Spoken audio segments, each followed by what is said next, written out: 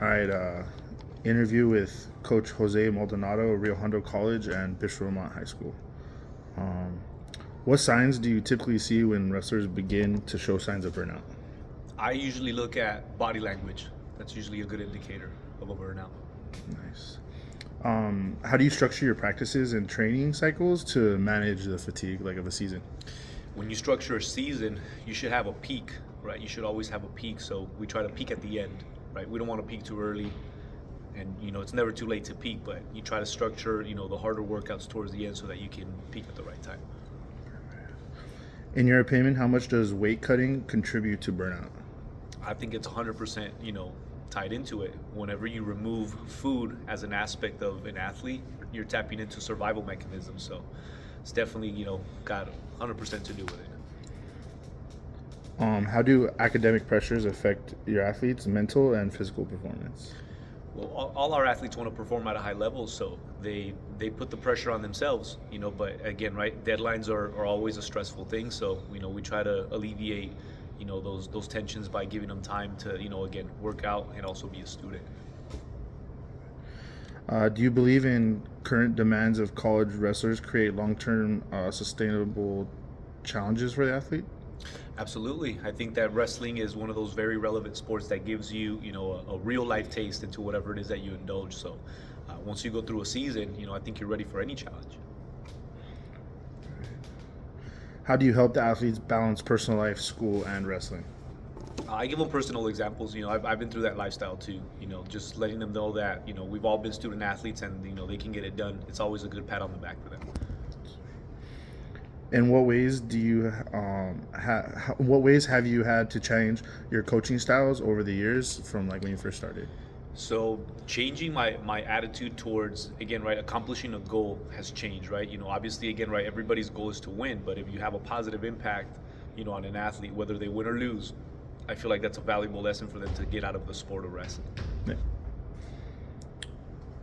Yeah. Can you describe a time when you observed a direct relationship between athlete burnout and a noticeable drop in their performance? Yeah, so you can always give examples, personal examples, right? Where again, right, even myself, towards the end of the season when everything's kind of becoming the pressure's getting on you and you're getting to the final goal is achieving, right? So again, right, just holding it together at the end is one of those hard things that you see, one or two guys every year, they crumble under pressure. How do you address mental health concerns when they interfere with the athlete's performance? We usually do mental exercises. We have them, write down 5 goals and, let them know that those goals are a priority of theirs, whether it be short term or long term. That mental exercise allows us to tap into what these athletes are going through. What are some academic consequences you observed when athletes are feeling burnout? They tend to not go to class. They tend to give up on everything. So, we constantly remind our kids, here at the college and even at the high school that attendance matters. It's all about showing up. And once you're there, half the battle's already, done and over with. How do you adjust goals or expectations when a wrestler seems emotionally or mentally drained? Well, you just, you remind them to take it day by day, to go, one of those things that, we always talk about is, getting yourself to, just motivate to push through that one day, just making sure that you can get through this one day and you'll be all right. We'll do it again tomorrow. When wrestlers take breaks, whether during the day, week, or season, how does this impact their recovery and return to the performance? I think it does them well. I think rest and recovery are also, one of those things that we can, attribute to success, right? Is being able to, give yourself a little pause as to what you're doing and then, getting back on the grind. How do you try to maintain team morale when athletes show signs of mid-season mental fatigue?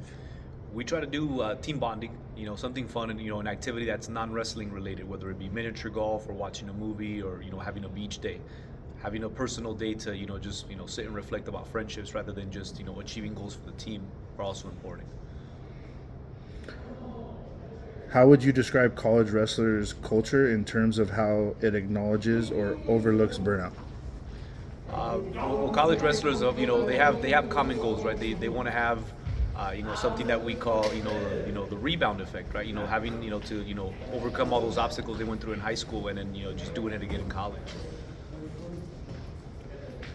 How would you describe college wrestling culture in terms of how it acknowledges or overlooks burnout? Well, I think most of the people that are in college, athletics, they're self-motivated, right?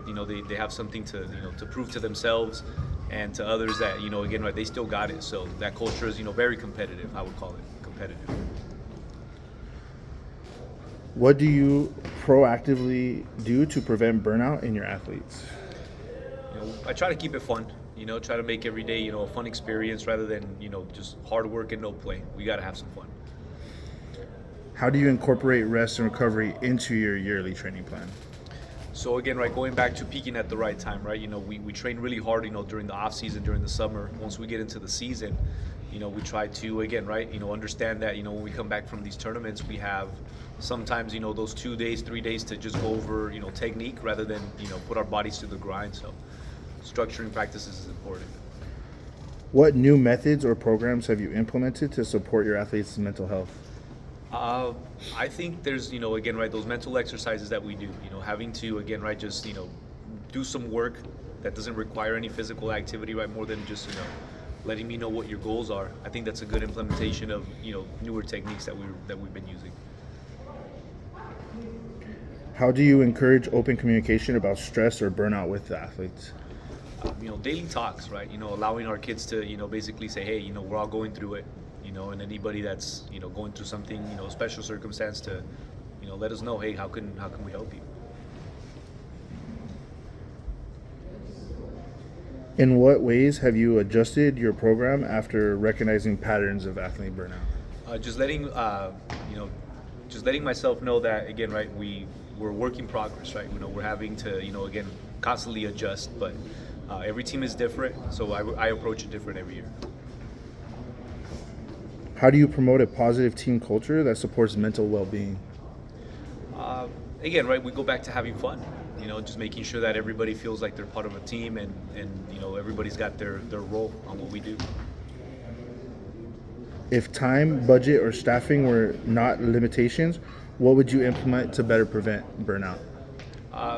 Definitely a bigger coaching staff. Absolutely, just having more minds to, put together, the thoughts that, we have as a vision, but communicate it across to our athletes. Absolutely. Thank you for your time.